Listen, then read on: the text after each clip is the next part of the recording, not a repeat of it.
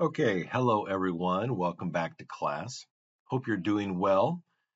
I've been appreciating your information that you've uploaded into the Google Doc listing your topic proposal. And I'm going to be sharing that very soon with the PA faculty. So, your PA faculty, they're determining how many committees they can be a part of. And so there's different roles that I'll talk about in the future. There is a role as the chair, and then there's the role as a committee member. And so there's one chair and two committee members, and there's different time components to that. So the PA faculty are trying to figure out now how many that they want to be involved with, and how many that they can chair, and how many committees they can be on, et cetera, et cetera. So when you've got that information uploaded on the Google Doc, faculty can take a look at it and they can add their names to topics that they feel like that they could provide some content expertise. Now, don't worry about going and trying to track them down this week or even next week. Give it a little bit of time, because once the PA faculty have chimed in with projects that they can be involved with, I'm going to extend this to the greater George Fox health professions community. So, for example, a student a couple years ago did a paper on virtual reality for patients with Parkinson's disease, and one of my colleagues in physical therapy helped out because she is a neurologic physical therapy certified specialist, and she lives and breathes in that domain. And so I'm going to extend the offer to other people to be committee members. That doesn't mean you have to choose them. So that's important. Just because somebody says, hey, I love that topic, you don't need to invite them. But I'm trying to give you potential other alternative opportunities. Now, 3 should be the minimum. You can always increase it. So, for example, let's say you had three PA faculty who were interested in joining your group, but you needed to have a little bit more help with kind of the medicine side. And so do you reach out to somebody from the community that is a pharmacist or a PharmD? Do you, if you're doing something on mental health, reach out to somebody in psychology? So we'll talk again more about it, but just know you're trying to, in the near future here, form a team that you want to work with and that provides that content expertise that you need. Now, this week we're moving into how to search the medical literature. And so I know you've probably done a little bit of searching of the medical literature in the past, and we're going to even talk more in coming weeks, because this is an important component for your paper, is to show the process of how articles were found. And ultimately, this is going to be a component of your methods section. And you want to have your methods section to be as easily reproducible as possible. Somebody needs to be able to read the paper and go, oh, I could do that study. I could repeat these steps and get the same findings, the same numbers of papers or similar numbers of papers. So let's talk about how to search the medical literature. Last week, again, we talked about the PICO, and you've uploaded your PICO information into the week 2 module. Again, here just a little bit bigger, blown up, and we remember that P is our population, I is the intervention, or one of the like the experimental arm of things. Usually it's like, hey, is this new surgery better than the old surgery? Comparison C, that could also be control. For example, is the use of this medication superior to a sugar pill? And then O, our outcome. What are we interested in? So developing that clinical question is important. And that question is going to serve as the foundation for locating relevant references for your review paper. When asking a question about intervention, the researcher must delineate the treatment, outcome measures, and population characteristics. Now, I'm talking about intervention because I don't think anybody so far has done anything other than interventions. Again, you're more than welcome to explore something different. Maybe it's diagnostic procedures and what is better. Is it better to do potentially invasive imaging, or is it better to do something less invasive, for example? But if anybody's interested in a diagnosis related paper, that's something we can talk about at a later time. I'm going to continue to have an emphasis upon the intervention side of things. So what is an example of a PICO? Again, and I'm bringing this up because this is going to tie into how we search for literature. From a physical therapy rehab example, as a clinician, I work with patients with acute low back pain. I would like to know the effectiveness of spine manipulation for the lumbar spine and compare that to other conservative treatments or even to natural history. So, what is my population? Adults, 18 years of age and older with low back pain with no radicular symptoms beyond the knee. So my intervention is spine manipulation, C being the other physical therapy treatments or natural history, and the outcome is pain reduction. So what would be like a medical example? So if I am a medical provider, my comment might be that I have a patient with diagnosis X, and I want to know if medication A is appropriate at reducing the severity of symptoms. Currently, medication B is used for patients with this diagnosis. And so then if we look at the PICO there, then we would see that P, that's the population that we would define. So we'd want to look at the biologic sex, age range, and other demographics. I would be medication A versus C being medication B, and then the outcome being severity of symptoms. So your PICO helps to inform your search. The keywords that you use may potentially all be included in your search. However, it is possible that you focus on the P and I and maybe the O, and you review the titles and abstracts for things that include the C. So here was a systematic review that I did. So remember, I was talking about my rehab example with spine manipulation earlier. This was something I published back in 2013. A systematic review looking at 2 different exercise strategies for rehabilitating patients with low back pain.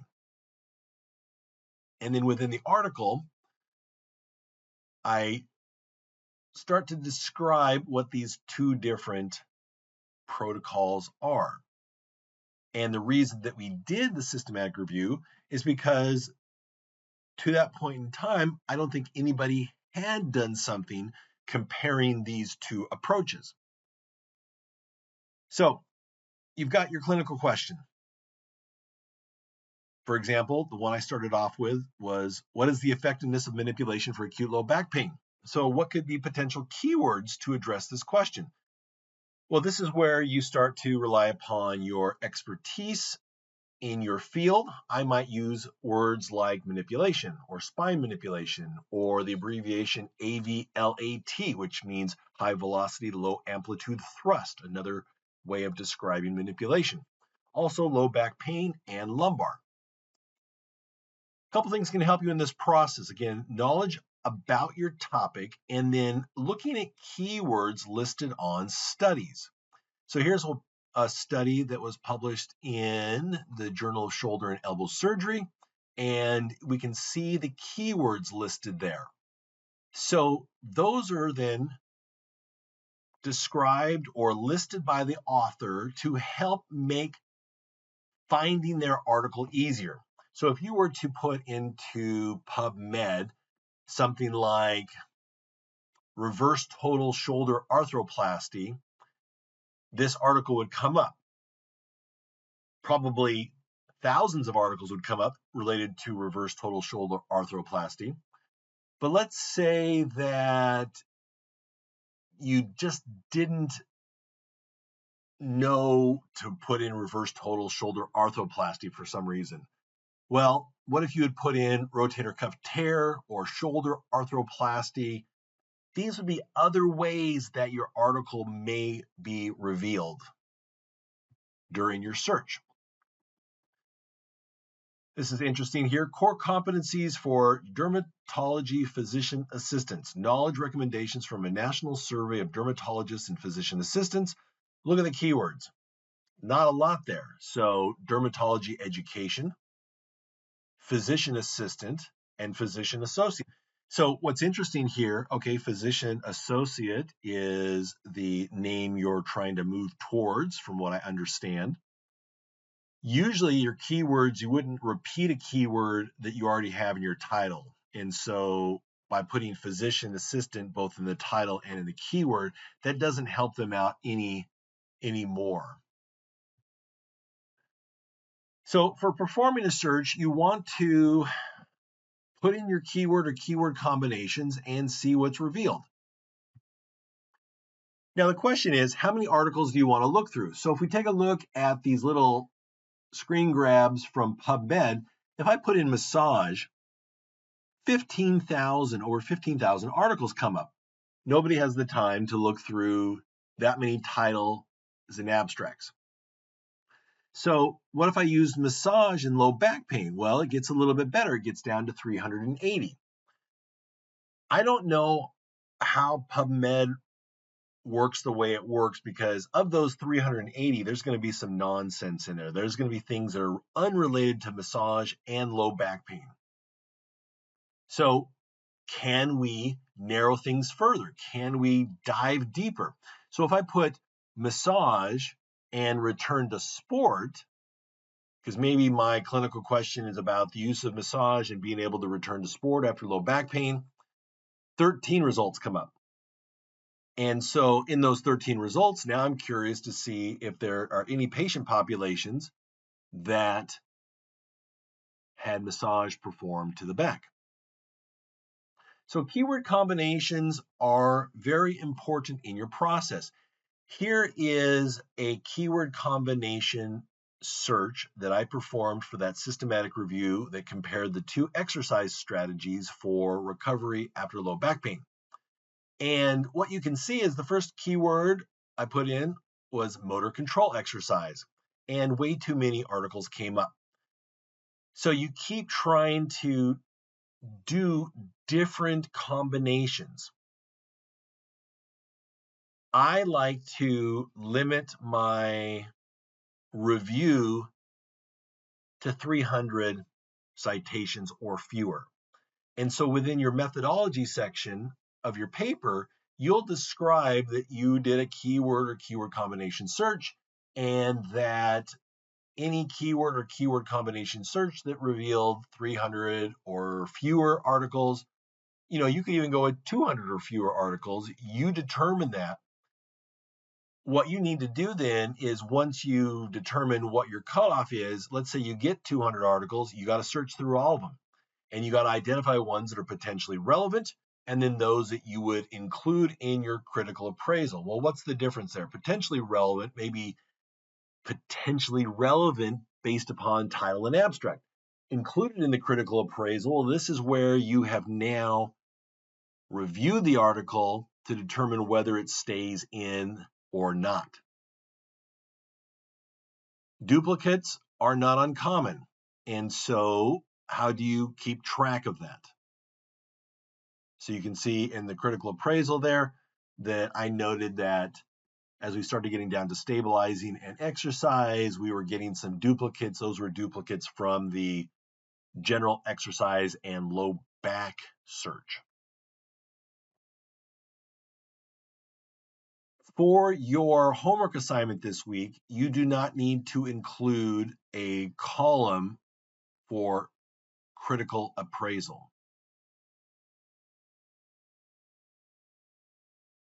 Now, some tips for defining your search strategy. So from my article here is a little section describing the selection of articles and the process. Now, this is from a different systematic review that I performed, and I did not utilize the 300 or fewer. I utilized 200 or fewer, and I did that based upon knowing kind of where the literature was, like how many people were doing research in this area or in this particular topic. So you will we'll ultimately talk about this in coming weeks about what articles you would include in your review paper, and that's going to vary based upon whether you're doing a systematic or scoping review or something different.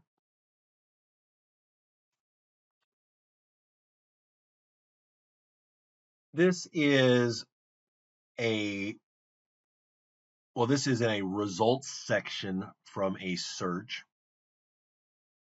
I would probably recommend that this would go into a methods section, but what they're going through here is talking about their process and the challenges with all the articles that were being revealed.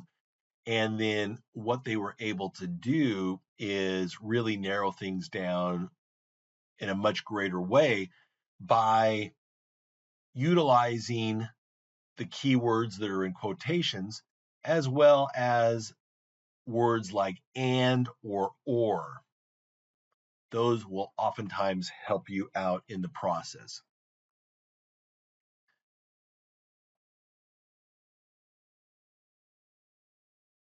Just pulling this up real quick, like this is in Canvas. This is basically what you're going to do this week, and you're going to create keyword or keyword combination table, and it might be the type of thing where it's like low back pain or just low back pain, and probably if you do that, it's going to be like 50,000 articles. And then, of course, we wouldn't want to look through all of those. But then what if I put low back pain and massage? Maybe that gets into like 400 articles. I still might not want to look at that. So now low back pain and massage, and how about sports? Maybe now it's down to 100.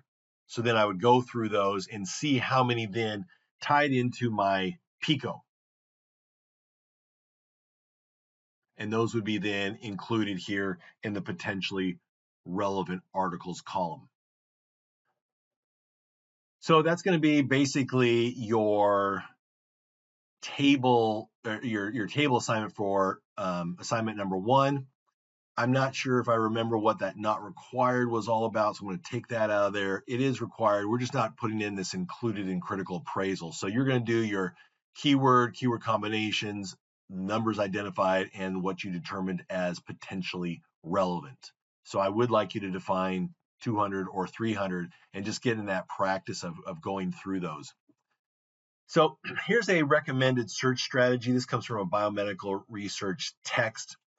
Look for articles that are directly related to major focus of your project. So review the titles and abstracts before downloading them.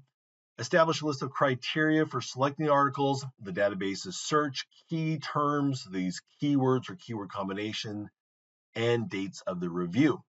Rule of thumb, review literature that is 5 years old, and of course, classic studies. So as you're thinking about things, so here we are, 2026, you may only want to focus on papers that have been published from 2021 to 2026 or 2020 to 2026, because things older than that may not be relevant anymore based upon the type of advancements that occur within that field of medicine. However, there will be other topics that you do that maybe don't have a lot of research done in them. And what do I mean by that? Well, it's just something that somebody kind of does a little bit here and there on. You may need to go for a longer period of time. So a few years ago, there was a student that did one on looking at gratitude and how it had an impact upon health in healthcare workers.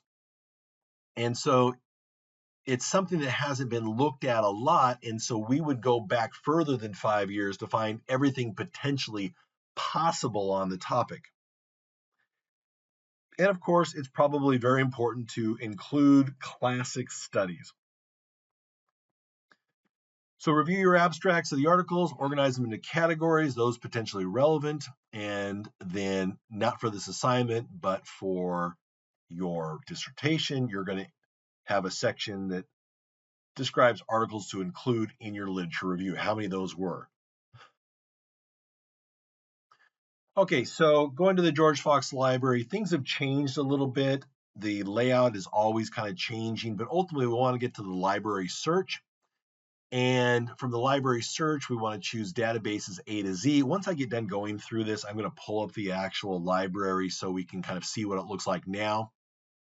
So we want to find a particular database to start with. I recommend starting with C for CINAHL. And then I think it's now called CINAHL Ultimate or Ultimate CINAHL, but in the past it was called CINAHL with full text. And then what we want to do is, when given the opportunity, click on Choose Databases that we see up here. CINAHL will still be clicked on, have a check mark. You want to add Medline in. That's probably going to be the two main ones, but you want to add in, and this is something that is not, well, I'll put it this way. When I've done systematic review papers, scoping review papers in the past, Medline and CINAHL probably covers the vast majority of everything. But some reviewers recently have been asking for, hey, can you also search some additional search engines? So we'll talk more about this later in the term, but if you're doing something that has a psychological component, find the one that's related to psychology and behavioral sciences and include that. Another one that's really valuable to do is to do a secondary search of Google Scholar, and that just shows the reviewers that you are being very exhaustive in your search. We don't necessarily need to go to that level of detail at this time, but I definitely want you to include Medline and CINAHL in your search. Now, once you've clicked on both of those, scroll back to the top, click OK. Again, like I said before, CINAHL and Medline should cover 99+% of everything. If you're doing something with sports, consider Sport Discus with full text. If your thing is psychology related, just trying to fix some spellings here. You should then consider adding in the psychology and behavioral health sciences. Okay, so let me pause the recording here and pull up the university library. All right, so I think we've got the library set up here. So it looks a little bit different than last year's format. Go to databases, I click on that. Go to C over here, click on that, and then scroll down to CINAHL Ultimate. And it's just a very similar layout as before, but just with slight variations. All right, it's slowly coming up. There we go. Come on, connect. And skip for now. I don't want to personalize anything at this moment. And still going slow. Okay, now click on CINAHL Ultimate. There it's already clicked. I want to add Medline. And let me add Sport Discus just for the fun of it. It's right here and select. And then now what I could do, like if I were to go in here and go low back pain and search. Yeah, 90,494 results. I don't really want to do that many. So what if I did? Let's go back, low back pain and sports injury and massage. Let's see what comes up. 16. All right, very easy to go through 16. And so I'd have an opportunity now to review through all these papers to see if they meet my criteria for inclusion in my study. Okay, so here's another example. As a physical therapist, I might be interested in rehab programs for patients with primary idiopathic adhesive capsulitis. I know from clinical experience that PTs will often use exercise and manual therapy techniques. I am curious what works best. And so, if I were to just put in primary idiopathic adhesive capsulitis, I might get 14 results. That seems very small. So what if I put in primary idiopathic adhesive capsulitis or frozen shoulder? From there, it jumps up to 3,028. So that's where the or can be valuable, like either this name or its equivalent name. Now, what I want to focus on is frozen shoulder for physical therapy interventions. And so I would use and. And so that narrowed from the 3,000 down to 606, still too many. So what kind of randomized control trials are out there? So here we go, 13 here. If I looked at using manual therapy instead of physical therapy, cuts it down to 7, probably a lot of duplicates. If I put exercise, probably 12. So now I can put into